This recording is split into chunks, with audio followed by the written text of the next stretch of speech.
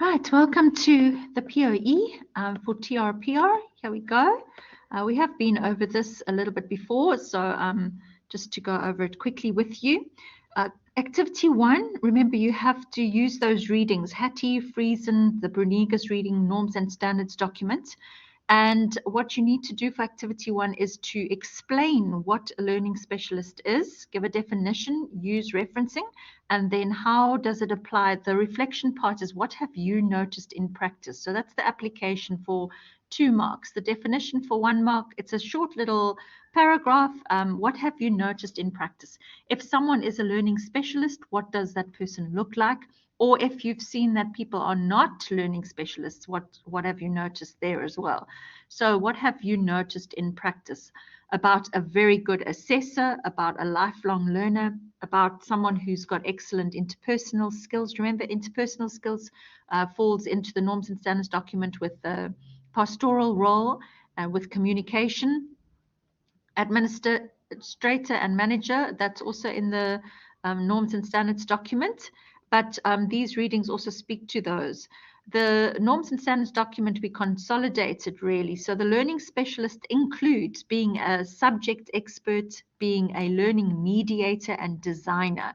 So those 3 roles have kind of been consolidated in learning specialist.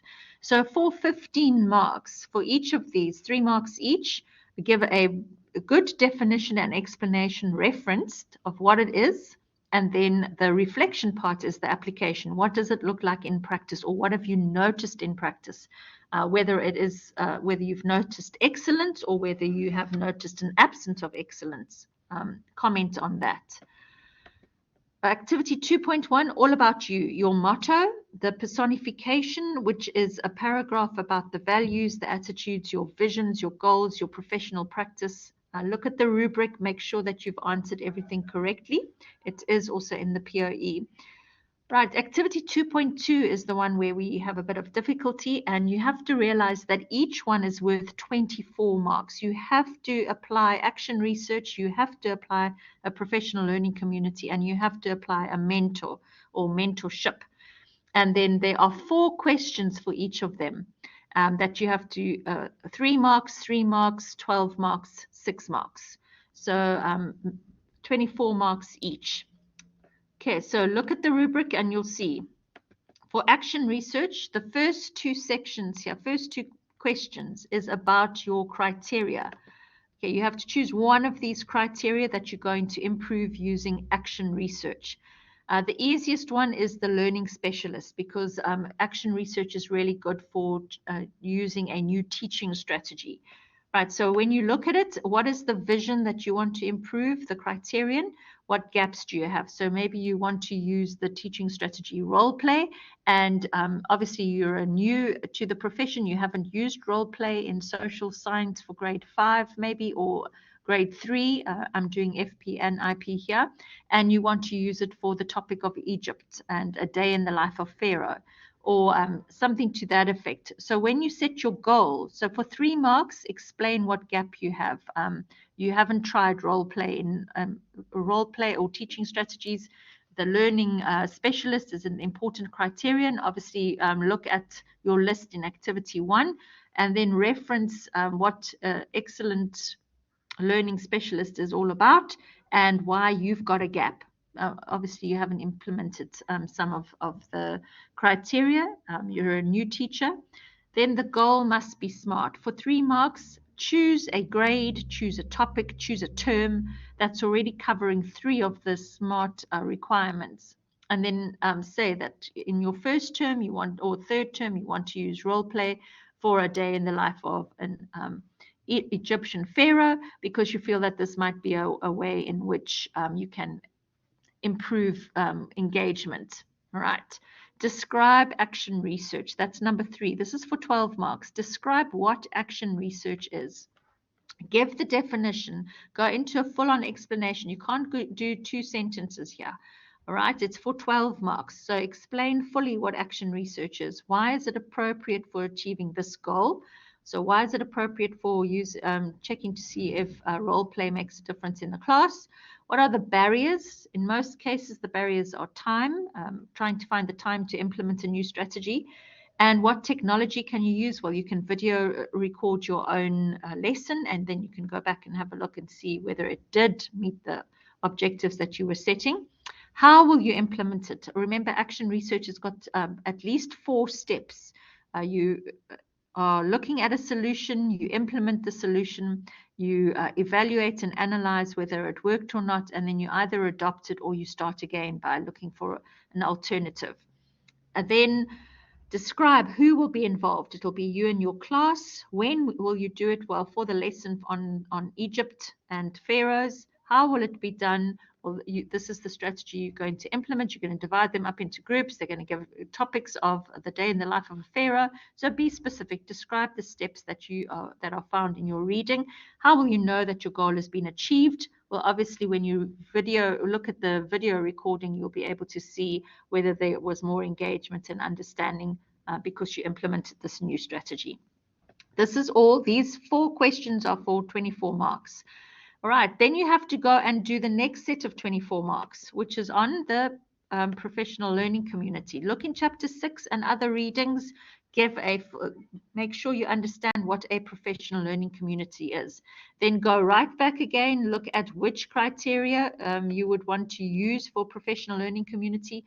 Lifelong learner is the easiest one if you're going to do honors, because you automatically join a professional learning community, and they will help you in looking at your topic and any further research that you want to do, maybe learning barriers, or you want to look at a specific learning barrier, for example, ADHD or Asperger's or Tourette syndrome, any topic that will make your teaching better, because you join a professional learning community. It gives you ideas and strategies to use.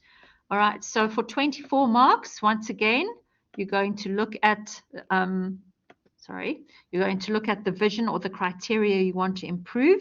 You're going to set a goal, a specific goal, a term, a topic, a subject.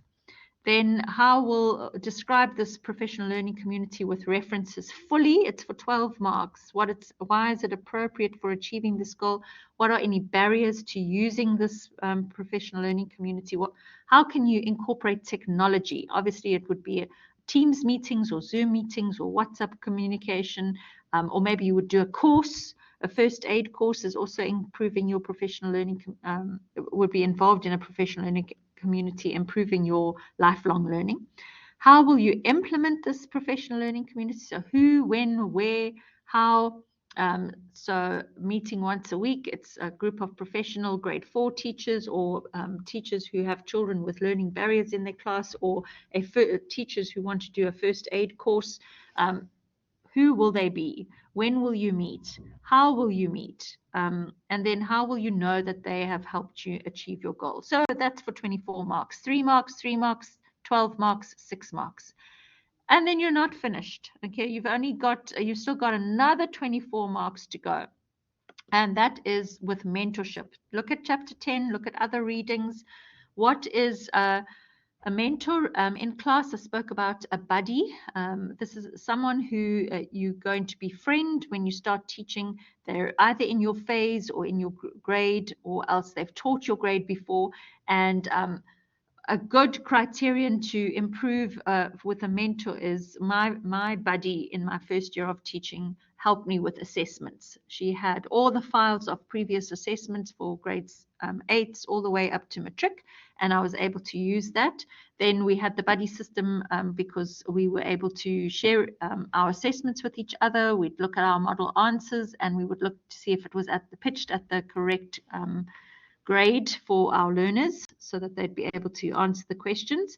And so it was really great having a mentor to just pass ideas around with, and just to have someone check and see that my assessments were on track. So the vision is assessment, or you can, in class we've chatted to see what you can combine various criteria with these, but you have to make sure that you choose one criteria and one kind of reflection strategy, either mentorship or PLC and action research. So you have to do action research, mentorship, and PLC, and your criteria have to be different for each of them. Okay, the goal that you set must be SMART. Once again, look at a topic, a subject, a term, or maybe if you want to do maths and after every section you want to have an assessment and you want someone to check that those assessments are correct and at the right level, then you choose a mentor to help you.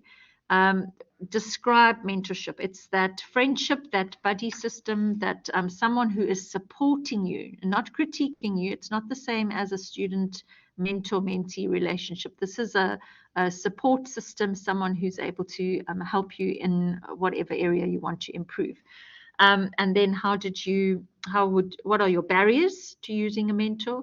And what maybe communication, maybe misunderstandings, maybe time could be a factor. Think of some of the barriers that would prevent you from using a mentor. And then what technology? Well, obviously, I would email my assessments to my mentor. All right, so based on that, you can, just going back, action research does pair very well with learning strategies. Okay, it also can pair with assessment because you can try a new assessment and see if it improves your teaching. It can also be a lifelong learner, so something specific that you want to look at. Administrator, a classroom management tool that you want to implement and improve.